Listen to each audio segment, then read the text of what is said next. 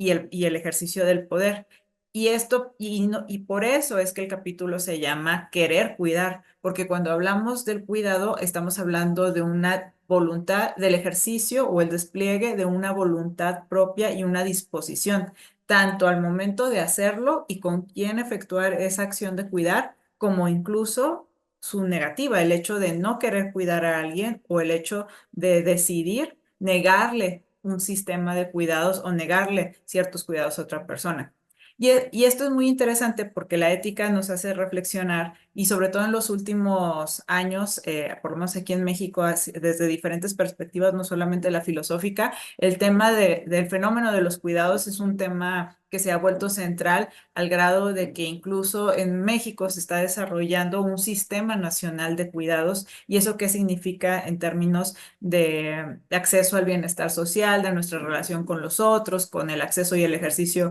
de ciertas garantías individuales o el acceso a la justicia? Pues eso ya lo vamos a ir viendo poco a poco cómo se está desplegando e incluso nuestra forma cultural de entender la idea del cuidado. Pero en un sentido muy, muy básico, dice Adela Cortina, la ética nos sirve para reflexionar que todas, todes somos en este momento siendo cuidados por alguien en todas las ocasiones, pero es muy cierto que nosotros podremos estar en situación de cuidar a alguien más, si no es que ya lo estamos siendo en este momento, ¿sí? Pero definitivamente no hay ninguna persona, no hay ningún individuo, no hay ningún hombre, mujer, que no haya sido objeto del cuidado de alguien más. ¿Y qué significa eso? ¿Y cuántas veces es que podemos pensar o reflexionar en torno a la dependencia que nosotros tenemos alrededor de ese cuidado y que esa dependencia y esa vulnerabilidad no es la que justamente nos hace humanos y no inferiores o no vulnerables en un sentido negativo, como en algunas otras teorías filosóficas, éticas o políticas se ha querido eso ver? Entonces, el tema de hoy va a girar en torno justamente a esta idea, el querer cuidar como una estrategia argumentativa incluso en contra del famoso mito del individualismo. Y este es un tema muy interesante tanto en términos de la cultura, de cómo nos concebimos en la cultura actual, sobre todo en este sistema capitalista neoliberal, pero también para hacer una reflexión de la historia de la filosofía. ¿A qué me refiero a esto? Eh, hay, hay esta idea histórica del progreso en el cual concebimos que la humanidad ha pasado por una serie de etapas, una que se supera a la otra. Esto a lo mejor lo han visto en alguno de los otros cursos que se han ofrecido aquí en el Centro de Estudios Filosóficos o con algunas otras lecturas de otros filósofos y filósofas, que a partir de la modernidad o de la llamada modernidad europea, tanto filosófica como histórica, se concibe esta idea del individuo ya desenmarcado de una idea cristiana como criatura, de un ser omnipotente y omnisciente, sino como un individuo en la naturaleza. Y en ese sentido, ese individuo en la naturaleza necesita de ciertas herramientas dadas por sí mismo, que en este caso es la razón o su propio intelecto, para, entre comillas, sobrevivir a los embates de otros individuos, a las voliciones y deseos de otros individuos y descubrir por sí mismo los fundamentos de la verdad, la justicia, la belleza y una serie de herramientas intelectuales que le va a permitir justamente esta idea de progreso con respecto a esta situación o estado de la naturaleza original. Esta es una combinación del pensamiento político de Hobbes con el pensamiento filosófico y metafísico de Descartes, que permearon de alguna manera el pensamiento político y filosófico y ético en ese sentido de muchas teorías, tanto para responderlas, por ejemplo, estoy pensando en Rousseau en el Emilio, que si bien sostiene que sí, el hombre es un ser natural y en ese sentido el desarrollo de la naturalidad de su intelecto es propio de ello y lo que le hace igual a otros, pero él va a rebatir esta idea de que el hombre es egoísta por naturaleza y sino más bien que es un individuo que lucha contra la corrupción egoísta y negativa de la sociedad en contra de la bondad de su propia naturaleza. Pero aquí lo que no se abandona es la idea de la individualidad. Eh, Tanto en las teorías políticas como en las teorías educativas y filosóficas de estos filósofos, la idea central es el individuo como tal y cómo ya sea eh, crea alianzas con otros individuos como el contrato social o está en un permanente estado de guerra contra otros individuos que tienen los mismos deseos egoístas que este individuo original. Sin embargo, esta idea de este mito del individuo, esta centralidad de la idea de un solo hombre como la guía de todo nuestro comportamiento ético y moral a lo largo de la historia, es muy problemática en muchos sentidos, dice Adela Cortina, porque la evidencia histórica y la evidencia empírica justamente sobre la pertinencia de esa individualidad es todo lo contrario. Tenemos muchísima evidencia a favor, tanto empírica como personal y social, de que la cooperación y el cuidado dentro de esa cooperación es lo que hace que que las sociedades se vayan moviendo. Al hacer yo esa lectura de Adela Cortina, recordé un libro que, si bien tengo yo entendido, tiene aproximadamente unos 3 o 4 años de haberse publicado, por lo menos traducido aquí en español, que se llama, es de la, de la,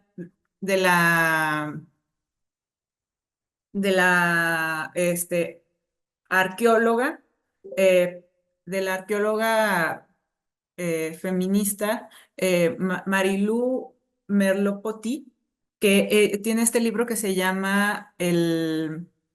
hombre prehistórico es también mujer. Y ella hace un estudio muy interesante, el cual les recomiendo muchísimo, que basado en evidencia científica y arqueológica, además de que nos hace una explicación muy interesante sobre qué es la arqueología prehistórica, es decir, esta búsqueda de piezas de evidencia material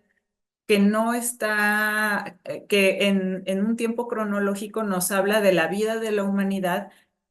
anterior a la invención de la escritura. Como ustedes saben, la historia o el concepto de historia se establece a partir de la invención de la escritura como tal y por lo tanto se considera que ese es un documento o por lo menos sí, un documento que nos permite comenzar una etapa distinta en la idea, en el desarrollo histórico de las culturas y de la humanidad, y por lo tanto empezamos a hacer esta documentación de la cotidianidad, lo que sea que signifique la invención de la escritura como tal. Sin embargo, la arqueología prehistórica lo que nos señala es aquella evidencia física que nos permite entender las formas de vida de los seres humanos, anterior, perdón, a este invento. Y en ese sentido, una de las formas en que esta arqueología prehistórica nos dice cómo era la vida antes, y esto no quiere decir que sobre todo en el estudio de los homínidos que que se les denominan como neandertales, eh, se empiezan a desdibujar una serie de mitos que nosotros tenemos, incluso sobre el propio progreso de la humanidad en la historia. Uno de ellos, y a mí es uno de los que me llamó más la atención, es que, bueno, dos particularmente, es que se señala que el famoso homínido neandertal no era una forma de vida primitiva o poco desarrollada cerebralmente o intelectualmente, como se le ha tratado de concebir. Este prejuicio que tenemos de, ay, es que lo que estás haciendo es tan de neandertales, es tan, no señalando como antiguo, sino incluso obsoleto, inadecuado, entre comillas, muy muchas entre comillas, algo retrasado con respecto a la historia y la evolución. Es decir, la idea de que alguien se comporta como neandertal es como pensando en una idea de primitividad y que esa primitividad habla de una inferioridad intelectual. Y lo que nos revela la prehistoria la arqueología prehistórica es que esto no es así, que de hecho el desarrollo intelectual no a través de la escritura, sino de otra serie de invenciones y tecnologías materiales, nos permiten entender que las formas de vida de los homínidos neandertales eran muy avanzadas. Y una de ellas, y la que probablemente más allá, anterior a la invención de la escritura, la tecnología o la forma de relación humana que modificó la vida del grupo de los homínidos neandertales es el cuidado. ¿Y a qué se refiere cuál es la evidencia que tenemos prehistórica de que ya había formas explícitas de cuidado antes de la escritura? Pues esta es que se encontraron osamentas de neandertales, de nuestros antepasados evolutivos, por así decirlo, y lo que se encontraron fueron brazos o articulaciones que habían sido, que habían sufrido fracturas, y en ese sentido estas fracturas se pudieron identificar como tales porque habían sido curadas. Es decir, cuando un neandertal sufría de una caída, una herida, en este caso un hueso roto, esta persona, este grupo humano, lo que hacían entre ellos o hacían unos de ellos a los otros era buscar maneras de sobrevivir a partir del cuidado. Y esto es una cosa muy interesante porque si lo pensamos, o sea, valga el ejemplo que les comparto, que si un animal doméstico, pensemos en un gato o en un perro que vive en una situación justamente fuera de la domesticidad, es decir, en la calle, y ese animal sufre por diferentes circunstancias de una herida. Se cae y se rompe una pata, tiene una cortadura, ese animal va a tratar de sobrevivir en el ambiente en el que está, eh, tratándose tal vez de curarse a sí mismo alguna parte de su herida, lamiéndose porque siente dolor, levantando la pata porque al hacer la pisada le duele, y va a adaptar su comportamiento a lo que a la condición en la que se encuentra. Eh, lo que hemos visto a veces de cómo los animales tratan de adaptarse con el propósito de sobrevivir. Sin embargo, si la herida llega a ser lo suficientemente profunda, si la caída llega a ser lo suficientemente fuerte, si la infección o la enfermedad de la que son objetos son lo suficientemente fulminante, otros animales no van a hacer nada para curar esa herida. Es decir, es parte del ciclo de la vida asumir que esa enfermedad, esa caída, termina con un ciclo en el caso de los animales. Es decir, los animales no humanos podemos observar que si tienen heridas, si son atacados y lastimados, no van a buscar tecnologías para curar o tratar de resarcir ese daño con el propósito de la sobrevivencia. Este es un punto fundamental que la prehistoria, la arqueología prehistórica ha señalado como un descubrimiento fascinante en torno a la idea del cuidado. Ahora bien, podría decirse que entonces la idea del cuidado es prehistórica y es primitiva y por lo tanto podría ser más esencial. Y esto hay que tener mucho cuidado con ello porque esa más bien es como una interpretación esencialista que hacemos desde el siglo XXI y el siglo XX nosotros observamos las tareas de cuidado, y eso es algo que vamos a señalar ahorita, porque la misma evidencia de la prehistoria, de la arqueología prehistórica, nos señala que esa tarea de cuidar unos a los otros para los humanos neandertales era una tarea que realizaban todos, todos,